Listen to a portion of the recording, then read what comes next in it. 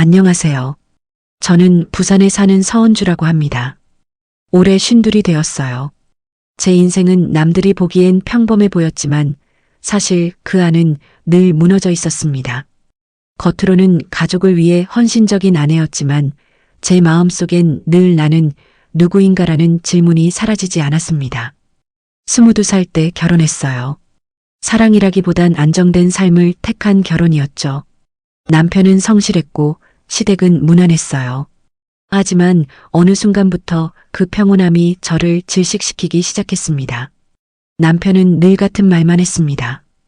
은주야, 그냥 조용히 살아. 괜히 바람 일으키지 말고. 그 말이 무슨 뜻인지 저는 오래전부터 알고 있었습니다. 제가 뭔가 새로운 걸 꿈꾸면 안 된다는 뜻이었죠.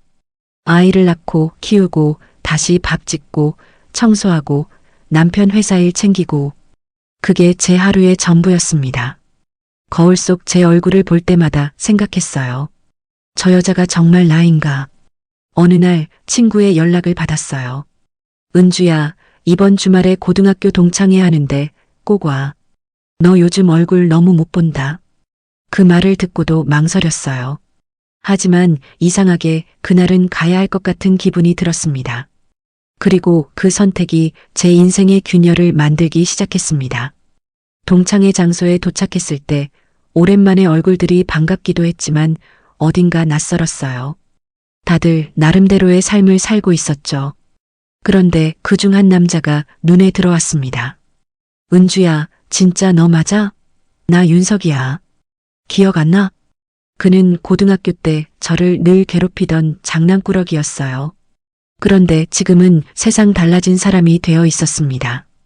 그날 이후 윤석은 제 일상에 자꾸 스며들기 시작했어요. 처음엔 단순히 옛 친구로서의 연락이었지만 점점 제 안에서 무언가가 흔들리기 시작했습니다. 남편이 아닌 나 자신으로서 누군가와 대화하는 시간이 그렇게 낯설고 동시에 따뜻했거든요. 하지만 인생은 그렇게 달콤하게만 흘러가진 않았습니다. 남편이 제 휴대전화를 보기 전까진요. 그날은 평소와 다르지 않았습니다. 남편은 일찍 출근했고 저는 설거지를 마친 뒤 빨래를 널고 있었습니다. 그때였어요. 거실에서 휴대전화 진동이 울렸습니다. 습관처럼 손에 들었는데 그 순간 가슴이 철렁 내려앉았습니다. 윤석이라는 이름. 아무 생각 없이 화면을 바라보다가 순간 불안이 엄습했습니다. 혹시라도 남편이 보면 어쩌나 하는 두려움이요. 그래서 얼른 메시지를 지우려던 찰나 현관문이 덜컥 열렸습니다. 남편이 퇴근도 하지 않은 시간에 집으로 돌아온 이유는 차 열쇠를 두고 갔기 때문이었습니다. 그는 제 손에 들린 휴대전화를 보고 얼굴이 굳어졌습니다. 은주야, 그거 뭐야? 목소리에는 평소에 없던 싸늘한 기운이 스며 있었습니다. 제가 아무 말도 못하자 남편은 휴대전화를 낚아채더니 메시지를 확인했습니다. 순간 그가 소리쳤습니다. 이게 다 뭐야? 너 도대체 언제부터 이런 짓을 한 거야? 그의 손이 덜덜 떨리고 있었어요. 저는 무릎이 풀려 그 자리에 주저앉았습니다. 그날 저녁 우리 집은 지옥이었습니다. 남편은 술을 마시며 소리를 질렀고 저는 눈물만 흘렸습니다. 결국 그가 말했습니다. 은주야, 너 나랑 끝내자. 이제 더 이상은 못 살겠다. 그 말을 들었을 때 이상하게도 제 마음속 한구석이 시원해졌습니다. 슬픔보다 먼저 찾아온 감정은 해방감이었어요. 하지만 동시에 벼락처럼 밀려오는 현실이 있었습니다. 나는 이제 어디로 가야 하지? 그날 밤 저는 아이방 문을 조용히 열었습니다. 중학생이 된 아들은 깊이 잠들어 있었어요. 그 얼굴을 보자 눈물이 터졌습니다. 이 아이에게 나는 어떤 엄마였을까? 늘 희생만을 강조하며 스스로의 삶은 단 한 번도 찾지 않았던 그런 엄마였던 건 아닐까? 다음 날 아침 남편은 아무 말 없이 집을 나섰습니다. 식탁 위에는 이혼 서류 한 장이 놓여 있었어요. 그 종이를 바라보는데 이상하게도 손이 떨리지 않았습니다. 그저 조용히 웃음이 났습니다. 이제라도 진짜 나를 찾아야겠다고 생각했습니다. 남편이 없는 집은 쓸쓸했지만 그 안에는 이상한 평온이 흘렀습니다. 그날 밤 윤석에게 연락을 했습니다. 미안해요. 이제 그만 연락하지 말아요. 그에게 마음이 있었던 건 사실이지만 이제는 누구의 그림자도 아닌 나 자신으로 살아가고 싶었습니다. 그러나 세상은 그렇게 쉽게 용서해주지 않았습니다. 며칠 뒤 시어머니의 전화가 걸려왔습니다. 은주야, 내가 이런 사람일 줄은 몰랐다. 그 말 한마디가 심장을 찔렀습니다. 그리고 다음 날 남편이 아이를 데리고 나갔습니다. 그 순간 저는 완전히 무너졌습니다. 모든 걸 잃었다고 생각했어요. 남편도, 아이도, 집도, 그리고 제 자신도. 하지만 그 절망의 밑바닥에서 이상하게 한 줄기 빛이 보였습니다. 나는 이제 진짜 나를 찾아야 한다. 누구의 아내도, 누구의 엄마도 아닌 오롯이 나 자신으로서 살아야 한다. 그 결심이 제 인생의 두 번째 시작이 되었습니다. 이혼 서류에 도장을 찍은 날, 저는 낯선 세상에 홀로 서 있는 기분이었습니다. 결혼 후 처음으로 제 이름이 적힌 전입신고서를 직접 작성했어요. 그 종이 한 장이 그렇게 무겁게 느껴질 줄 몰랐습니다. 작은 원룸에 짐을 옮기며 눈물이 났습니다. 가구도 식탁도 아이의 웃음소리도 없는 그곳은 너무 조용했습니다.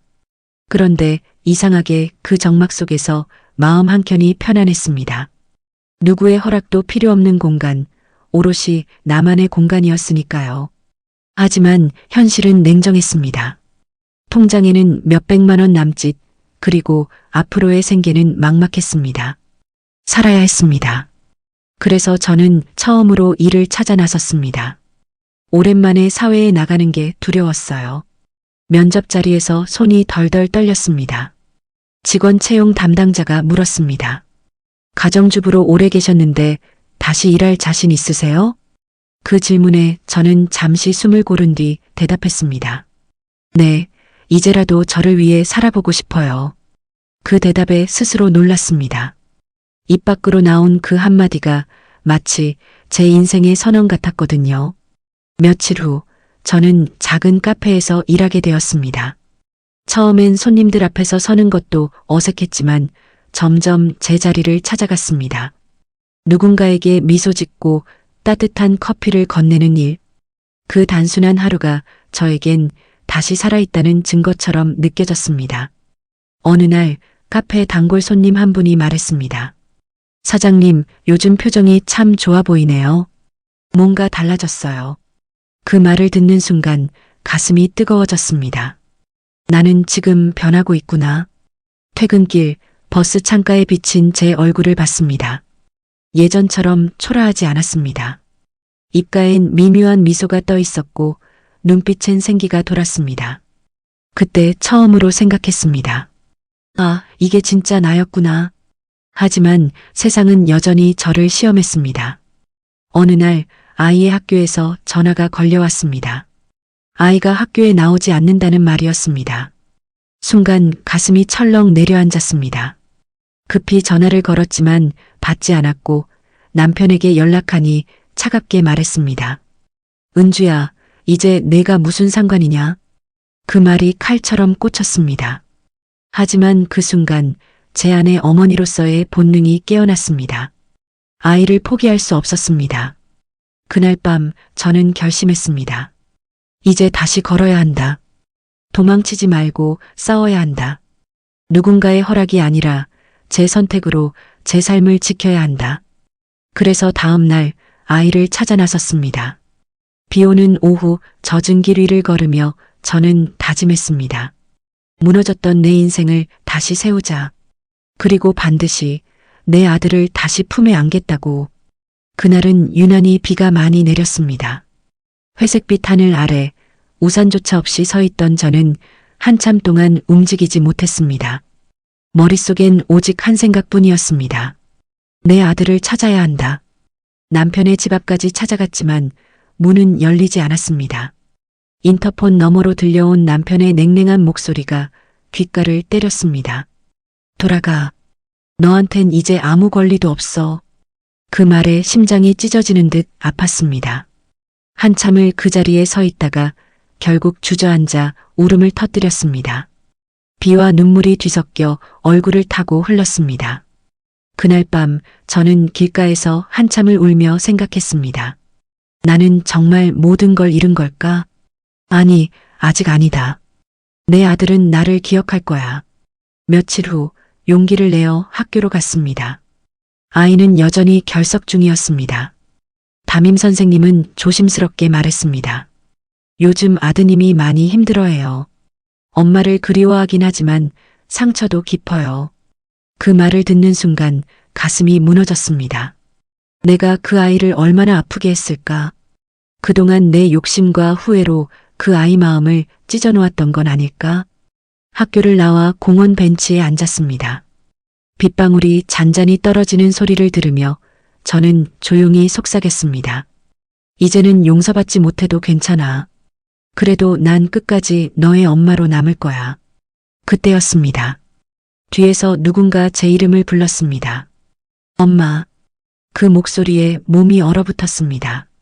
뒤를 돌았을 때 젖은 운동화와 교복 바지를 입은 제 아들이 서 있었습니다. 아이는 조용히 말했습니다. 왜 나한테 말도 안 하고 떠났어? 그 말 한마디에 눈물이 또 쏟아졌습니다. 미안해. 정말 미안해. 내가 너무 늦게 깨달았어. 그저 살아남는 게 전부라고 생각했어. 하지만 그게 아니었어. 내가 진짜로 잃기 싫었던 건 바로 너였어. 아이는 아무 말도 하지 않았습니다. 다만 제 옆에 조용히 앉아 비가 그칠 때까지 함께 있었습니다. 서로 아무 말도 하지 않았지만 그 시간은 어떤 말보다 깊었습니다. 비가 그치자 아이가 말했습니다. 엄마, 나 이제 갈게. 그 한마디에 다시 눈물이 차올랐지만 이번엔 붙잡지 않았습니다. 대신 말했습니다. 그래, 괜찮아. 엄마는 여기 있을게. 언제든 돌아와도 돼. 아이는 천천히 걸어갔습니다. 그 뒷모습이 비에 젖은 세상 속으로 사라질 때까지 저는 그 자리에 앉아 있었습니다. 그날 저는 비로소 깨달았습니다. 사랑은 붙잡는 게 아니라 기다리는 것이라는 걸요. 겨울이 지나고 봄이 찾아왔습니다. 낮은 햇살이 창가를 스치고 거리의 나무들이 연두빛 새순을 내밀고 있었습니다. 그 따스한 공기 속에서 저는 다시 숨을 쉬는 법을 배웠습니다. 이혼 후 몇 달 동안은 아무 의욕이 없었어요. 하루 종일 카페 일을 마치고 돌아오면 불 꺼진 방 안에서 가만히 앉아 있었습니다. 하지만 어느 순간 깨달았습니다. 이제는 누군가를 위해 사는 인생이 아니라 나를 위해 살아야 한다는 거요. 그래서 작은 목표를 세웠습니다. 매일 아침 나를 위해 커피를 내리고 퇴근길에는 하루를 감사하는 글을 한 줄씩 쓰는 것. 그 사소한 습관이 제 마음을 조금씩 치유해 주었습니다. 어느 날 단골 손님 한 분이 말했습니다. 요즘 참 밝아지셨어요. 뭐 좋은 일 있으신가 봐요. 그 말을 듣고 잠시 웃었습니다. 좋은 일이라기보단 이제서야 제 인생을 제 손에 쥔 기분이라고 해야 맞겠죠. 그날 이후 저는 새로운 일을 시작했습니다. 카페 일 외에도 주말마다 어르신들에게 글을 가르치는 봉사를 나가게 되었어요. 그분들은 제 이야기를 들으며 고개를 끄덕였습니다. 나도 그랬어. 나도 너무 늦게 내 인생을 찾았지. 그 한마디 한마디가 제 마음을 따뜻하게 감쌌습니다. 봄바람이 불던 어느 날 낯익은 그림자가 카페 문 앞에 섰습니다. 윤석이었습니다. 그는 한참을 서 있다가 말했습니다. 잘 지냈어요? 저는 잠시 머뭇거리다 고개를 끄덕였습니다. 이제는 미련도 후회도 없었습니다. 그가 커피를 마시며 조용히 말했습니다. 그땐 미안했어요. 내가 당신을 더 힘들게 한 것 같아요. 저는 미소 지으며 대답했습니다. 괜찮아요. 덕분에 많은 걸 배웠어요. 누군가를 사랑하는 것도 그리고 그 사랑을 놓아주는 것도 결국은 나를 이해하는 길이더라고요. 그는 고개를 끄덕이며 말했습니다. 당신 이제 진짜 웃네요. 그 말에 마음이 찡했습니다. 그래요. 이제야 진짜로 웃을 수 있게 됐어요. 그날 이후 저는 더 이상 과거를 붙잡지 않았습니다. 대신 미래를 바라보기 시작했습니다. 카페 창밖으로 핀 벚꽃이 바람에 흩날릴 때마다 생각했습니다. 이제 내 인생에도 봄이 다시 왔구나. 봄날의 공기 속에서 저는 제 자신에게 말했습니다. 은주야, 이제 괜찮아. 그동안 정말 고생했어. 이제부터는 내가 원하는 대로 살아도 돼. 그리고 그렇게 제 두 번째 봄이 시작되었습니다. 시간은 참 묘했습니다. 아무 일도 없는 듯 흘러가지만 그 속엔 세상의 모든 변화가 담겨 있었습니다. 봄이 지나고 여름이 찾아왔습니다. 이제 카페 일도 익숙해졌고 사람들과 웃으며 대화할 만큼 마음이 단단해졌습니다. 하지만 여전히 제 안에는 풀리지 않은 매듭이 하나 있었습니다. 바로 남편과의 관계였습니다. 그날 저녁 갑자기 낯선 번호로 전화가 걸려왔습니다. 전화기 너머에서 들려온 목소리는 익숙했지만 오랜 세월의 벽에 갇힌 듯 떨리고 있었습니다. 은주야, 나야. 그 한마디에 심장이 멎는 것 같았습니다. 남편이었습니다. 그는 잠시 말을 고르더니 조용히 말했습니다. 아이 일로 잠깐 볼 수 있을까? 순간 가슴이 요동쳤습니다. 그토록 원망했던 사람인데 이상하게 두렵기보다 담담했습니다. 다음 날 오랜만에 마주 앉았습니다. 그의 얼굴에는 세월의 흔적이 고스란히 묻어 있었습니다. 서로 아무 말 없이 커피를 마시다가 남편이 먼저 입을 열었습니다. 미안하다. 그땐 나도 너무 몰랐다. 그 말에 눈물이 핑 돌았습니다. 그토록 듣고 싶었던 한마디였습니다. 하지만 이제는 울지 않았습니다. 이제야 알았습니다. 그를 용서하기 위해서가 아니라 나 자신을 용서하기 위해 이 자리에 앉아 있었다는 거요. 그래서 조용히 말했습니다.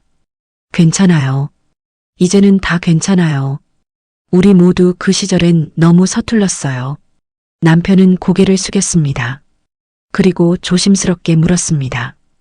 혹시 다시 친구처럼 지낼 수 있을까? 그 말에 잠시 미소가 지어졌습니다. 그때의 감정은 이미 오래전 흩어진 꽃잎처럼 사라졌지만 그와 나 그리고 우리의 과거는 여전히 인생의 한 조각이었으니까요. 그래서 말했습니다. 좋아요. 우리 서로 잘 지내요. 그가 고개를 끄덕이며 미소 지었습니다. 그 웃음 속에서 오랜 원망이 사라지는 것을 느꼈습니다. 집으로 돌아오는 길, 하늘이 유난히 맑았습니다. 햇살이 따뜻하게 내리쬐는 길 위에서 마음 한켠이 비워지는 기분이 들었습니다. 그동안 나를 붙잡고 있던 분노와 후회가 천천히 사라지고 있었습니다. 그날 밤 일기장에 이렇게 썼습니다. 용서란 누군가를 위해 하는 것이 아니라 나를 다시 자유롭게 만드는 일이다. 그 문장을 쓰고 나니 눈물이 조용히 흘렀습니다. 그 눈물은 슬픔이 아니라 평화였습니다. 이제야 진짜로 자유로워졌다는 걸 느꼈습니다. 이제는 거울 속 제 얼굴이 낯설지 않았습니다. 예전엔 거울을 보면 늘 초라한 아내, 지친 엄마의 모습만 보였지만 이제는 세상 그 어떤 사람보다도 단단한 여자가 서 있었습니다. 용서의 시간을 지나오니 마음이 비로소 가벼워졌습니다. 그날 이후 저는 매일 새벽 카페 문을 열기 전에 스스로에게 한마디씩 다짐했습니다. 오늘은 어제보다 더 나답게 살자. 그 짧은 문장이 하루를 바꾸어 놓았습니다. 어느 날 한 손님이 조용히 물었습니다.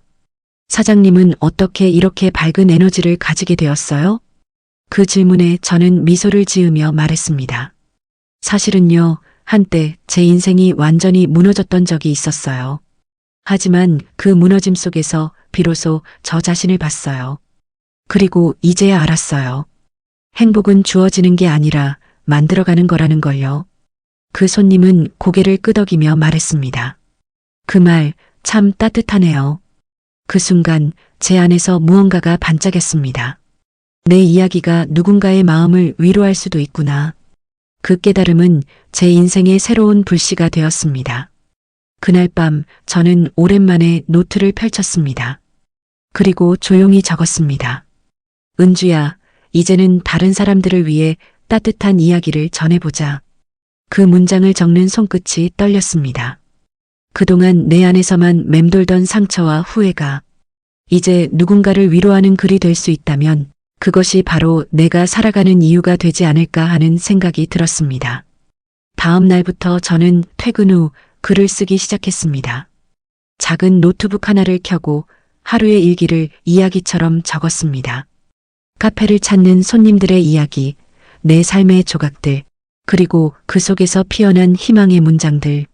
하루, 이틀, 그리고 한 달. 그 글들은 어느새 인터넷 카페와 블로그에 퍼지기 시작했습니다.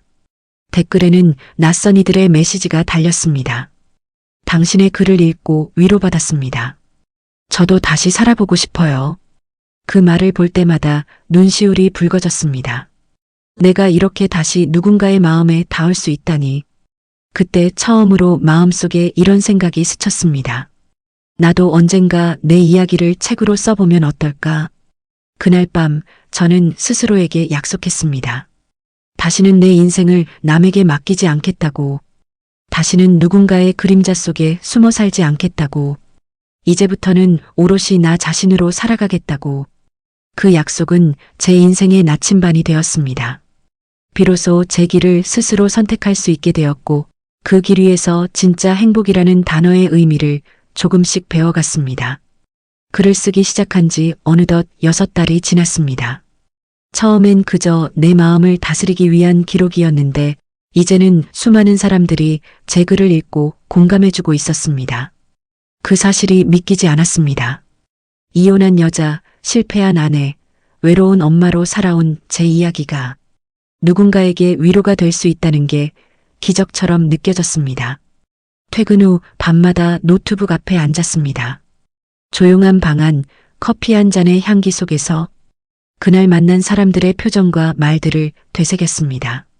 그리고 그 속에서 느꼈던 작은 따뜻함을 문장으로 옮겼습니다. 어느 날 한 출판사에서 연락이 왔습니다. 당신의 글을 책으로 내보자는 제안이었습니다. 순간 눈물이 터져 나왔습니다. 그토록 꿈꾸면서도 감히 상상하지 못했던 일이 현실이 되었던 거죠. 책 제목은 다시 나로 서다였습니다. 그 제목을 보는 순간 지난 세월이 한꺼번에 떠올랐습니다. 남편의 냉정한 말, 아이의 눈물, 그리고 외로움 속에서 다시 일어섰던 날들. 그 모든 순간이 바로 이 책 한 권에 담겨 있었습니다. 출간 후 독자들의 편지가 도착하기 시작했습니다. 당신의 이야기가 제 인생을 바꿔놓았어요. 이 문장을 읽는 순간 온몸이 따뜻해졌습니다. 나는 이제 누군가의 실패가 아닌 누군가의 희망이 되었구나. 어느 날 한 독자가 카페로 찾아왔습니다. 은주 씨 맞죠? 그는 책을 품에 안은 채 떨리는 목소리로 말했습니다. 저도 이혼하고 나서 제 자신을 잃었어요. 그런데 당신 이야기를 읽고 용기를 얻었어요. 그의 눈가에 맺힌 눈물을 보고 저는 손을 꼭 잡았습니다. 괜찮아요. 우리 모두 다시 시작할 수 있어요. 그 말에 그는 울음을 터뜨렸습니다. 그날 밤 저는 깨달았습니다. 인생의 고통은 끝이 아니라 또 다른 시작이라는 걸요. 나의 상처는 이제 누군가의 희망이 되어 있었고 그 희망이 제게 다시 살아갈 힘을 주고 있었습니다. 시간이 흘러 제 이야기는 강연으로 이어졌습니다. 작은 도서관, 학교, 그리고 복지관에서 사람들 앞에 서서 제 지난 이야기를 나누었습니다. 무대에 오를 때마다 떨렸지만 마지막에는 언제나 같은 말을 전했습니다. 지금 이 순간 당신이 절망 속에 있다면 그건 새로운 시작이 다가온다는 신호예요. 그 말에 많은 사람들이 눈물을 흘렸습니다. 그 모습을 보며 생각했습니다. 이제야 알겠어요. 제가 살아온 이유는 바로 이것이었어요. 그날은 유난히 하늘이 맑았습니다. 가을 햇살이 유리창 사이로 부드럽게 스며들었고 카페 안에는 고요하지만 따뜻한 공기가 흘렀습니다. 그날 아침 저는 오래된 일기장을 꺼내 들었습니다. 그 안엔 한때 울며 썼던 글들이 빼곡했습니다. 나는 왜 이렇게까지 살아야 할까? 이 세상에서 나란 존재는 의미가 있을까? 그 문장들을 바라보며 조용히 웃음이 났습니다. 그 시절에 저는 세상의 끝에 서 있다고 믿었지만 사실 그건 새로운 길의 시작이었음을 이제는 압니다. 몇 해가 흘러 아이는 어엿한 사회인이 되었고 저는 여전히 이 작은 카페의 주인으로 살아가고 있었습니다. 예전엔 외로웠던 이 공간이 이제는 제 삶의 모든 이야기를 품은 따뜻한 집이 되었죠. 점심 무렵 문이 열리며 반가운 얼굴이 들어왔습니다. 오랜만이에요, 엄마. 아들이 환한 웃음을 지으며 제 앞에 앉았습니다. 그 얼굴을 보는 순간 눈가가 뜨거워졌습니다. 그렇게 건강하게 자라줘서 고맙다. 제가 말하자 아들은 미소를 지으며 말했습니다. 엄마가 저를 믿어줬잖아요. 그래서 저도 이겨낼 수 있었어요. 그 말을 듣는 순간 마음 깊은 곳이 뭉클해졌습니다. 한때 죄책감으로 무너졌던 그 아이가 이제는 누군가를 위로할 줄 아는 사람이 되어 있었습니다. 그게 바로 제 인생의 답이었죠. 그날 밤 카페 불을 끄고 혼자 앉았습니다. 하늘에는 별이 반짝였고 그 별빛이 마치 제게 말을 걸어오는 듯 했습니다. 은주야, 이제 됐어. 그 소리가 제 마음속에 고요히 울렸습니다.